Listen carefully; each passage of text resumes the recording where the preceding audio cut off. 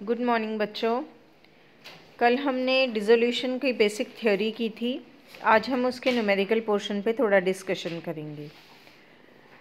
Today will talk about settlement of accounts on dissolution, कि जब हम कुछ पार्टनर्स चाहे कंपलसरी मोड में चाहे वॉलेंटरी मोड में ये डिसाइड कर लेते हैं कि डिज़ोल्व करनी है पार्टनरशिप फर्म, तो उन्होंने आगे बुक्स ऑफ अकाउंट्स कैसे बनाने हैं। कल हमने अप टू सेक्शन 44 बात की थी। आज हम सेक्शन 48, 49 एंड 55 की बात करेंगे। तो पार्टनरशिप एक्ट कहता है कि सबसे पहले क्या करना है।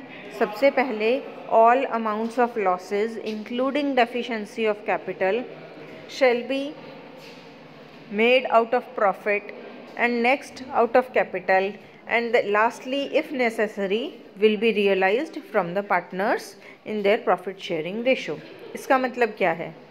कल हमने बात की थी सबसे पहले असेट्स बेचे जाएंगे, फिर लाइबिलिटीज़ पे की जाएंगी। तो इसका मतलब सबसे पहले असेट्स को बेच के जो पैसा आएगा उससे लाइबिलिटीज़ की पेमेंट होगी।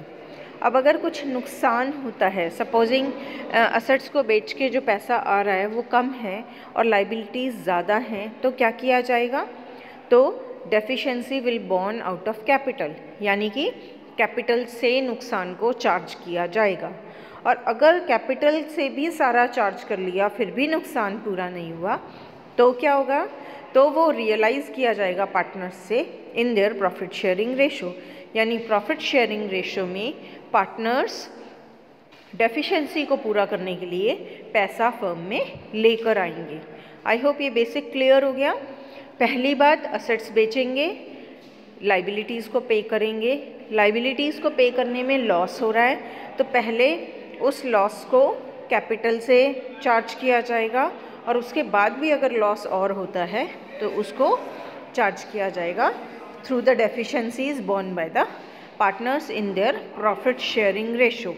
ये बात आपने याद रखनी है कि अभी तक हम लॉसेस को किससे कर रहे हैं? Set off profit sharing ratio से। उसके बाद amount realised from the sale of assets of the firm, कि असेट्स को जब हम बेचेंगे फर्म के तो जो पैसा आएगा shall be applied in the following manner. वो कैसे खर्च होगा उसकी भी एक सीक्वेंस है। सबसे पहले क्या किया जाएगा? First of all outside debt of the firm will be paid, कि बाहर के लोगों को जिनको भी पैसा देना है सबसे पहले उनको पैसा दिया जाएगा, यानी आउटसाइड डेट को पेमेंट की जाएगी। आउटसाइड डेट पे क्लास के एंड में मैं दोबारा से बात भी करूँगी। उसके बाद out of the remaining amounts the loan advances bye the partners. अब बाहर वालों का सबका पैसा दे दिया तो नेक्स्ट क्या करना है? नेक्स्ट पार्टनर्स ने अगर किसी ने लोन दिया हुआ है फर्म को तो उसकी पेमेंट की जाएगी। आउटसाइड में पार्टनर्स के अलावा सब लोग आ जाएंगे, इवन पार्टनर की वाइफ, पार्टनर का हस्बैंड, अगर उन्होंने कोई लोन दिया हुआ है तो वो भी आउटसाइड डेट में ही आता है। लेकिन अगर पार्टनर ने कोई लोन दिया हुआ है तो वो सेकंड पॉइंट में आएगा। उसके बाद thereafter the balance of partners capital accounts will be returned. उसके बाद पार्टनर्स को उनकी कैपिटल लौटा दी जाएगी और उसके बाद भी अगर कोई अमाउंट बचता है तो वो पार्टनर्स में उनके प्रॉफिट शेयरिंग रेशियो में डिवाइड हो जाएगा, क्योंकि वो प्रॉफिट ही बचा उसके बाद तो वो प्रॉफिट शेयरिंग रेशियो में बांट दिया जाएगा। सो basics I hope settlement of accounts on dissolution आपको समझ में आ गए होंगे। इसके बाद बुक्स ऑफ अकाउंट्स जब बनाने की बात करेंगे तो बुक्स ऑफ अकाउंट्स बनाने के लिए सबसे पहले फर्म के लिए payment of the firms debt and separate debt, सारे डेट्स को सबसे पहले पेमेंट की जाएगी। बुक्स ऑफ अकाउंट्स बनाएंगे तो कौन कौन से बुक्स ऑफ अकाउंट्स बनेंगे हमारे main? Realisation account, partners loan account, partners capital account, cash and bank account. आपको याद होगा 12th में भी आपने ये चैप्टर किया है। कैश और बैंक अकाउंट बैलेंस शीट की तरह एंड में बैलेंस हो जाता है, जितना पैसा आता है उतना ही पे हो जाता है। रियलाइजेशन अकाउंट पहला अकाउंट, रियलाइजेशन अकाउंट क्यों बनाते हैं? जब हम बिज़नेस को बंद कर रहे हैं तो जितनी भी आउटसाइड लाइबिलिटीज़ या हमारे असेट्स हैं वो हम रियलाइजेशन में ट्रांसफ़र कर देते हैं ताकि उन अकाउंट्स की क्लोजिंग हो जाए, for closing of books of accounts.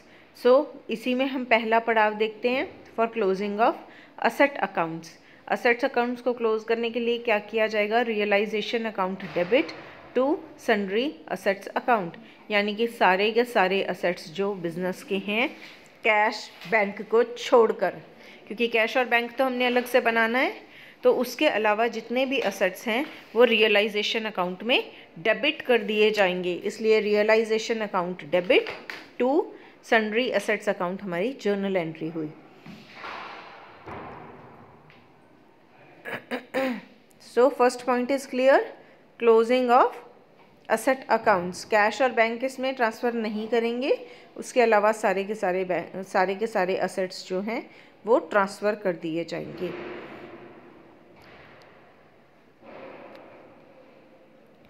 देखिए इस जर्नल एंट्री के थ्रू बड़ा क्लियर किया गया है, प्रोविज़न फॉर बैड डेट, जितने भी प्रोविज़न्स हैं जो कि हमारी लाइबिलिटी साइड पे दिए हुए हैं उन सबको हम डेबिट कर देते हैं, उनको ख़त्म, वो देखो वो क्रेडिट साइड पे हैं जब लाइबिलिटी साइड पे हैं, उनको क्लोज करने के लिए हम रियलाइजेशन अकाउंट के डेबिट में ले आते हैं, सॉरी क्रेडिट में ले जाते हैं।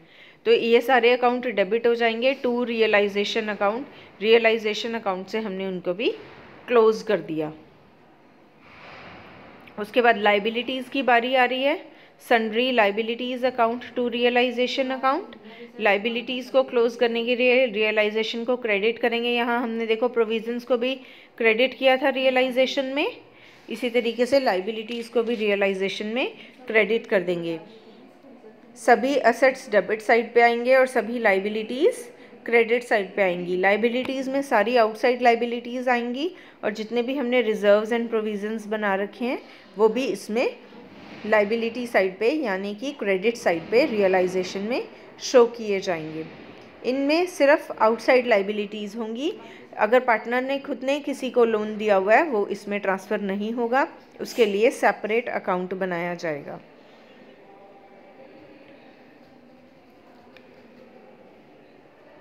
इसके बाद आपकी देखिए रियलाइजेशन ऑफ एसेट्स की एंट्रीज दी हुई हैं, bank to realisation, partners capital account to realisation,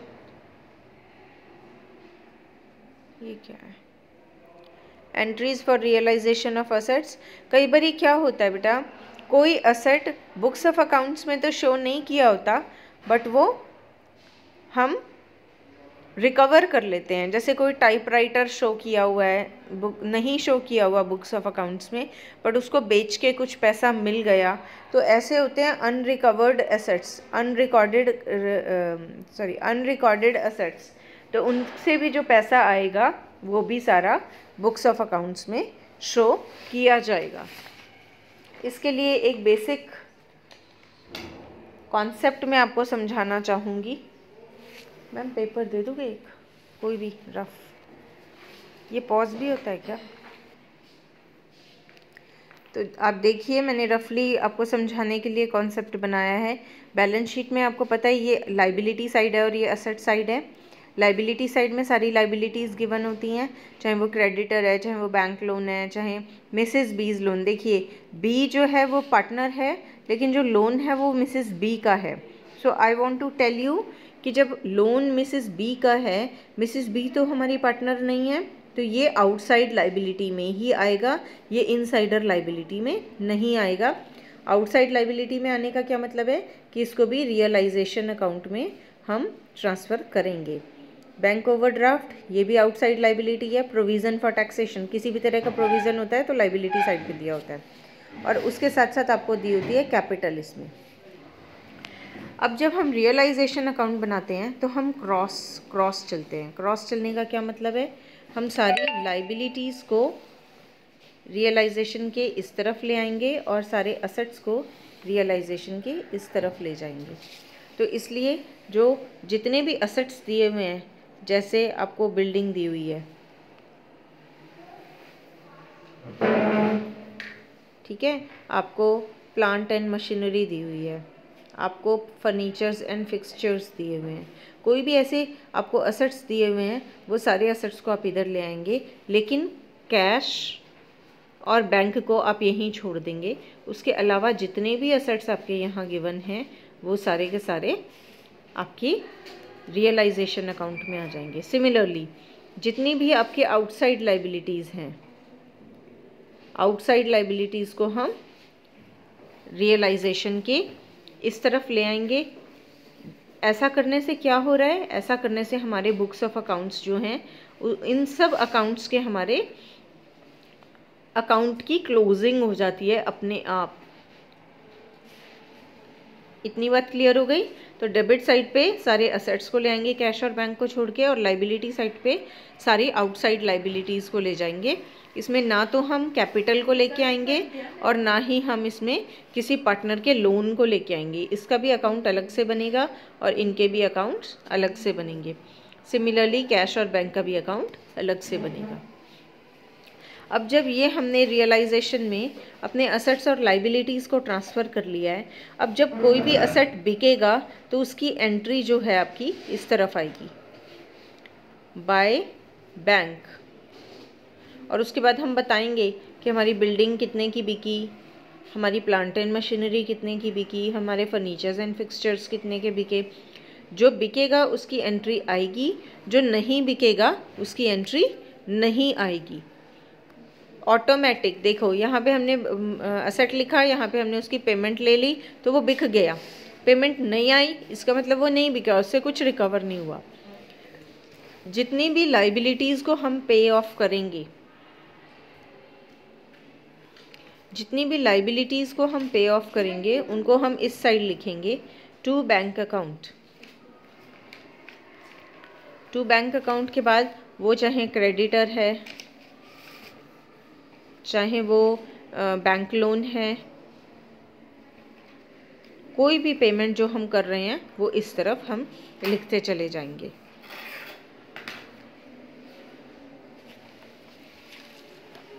सो इस तरीके से हमारा रियलाइजेशन अकाउंट बनेगा।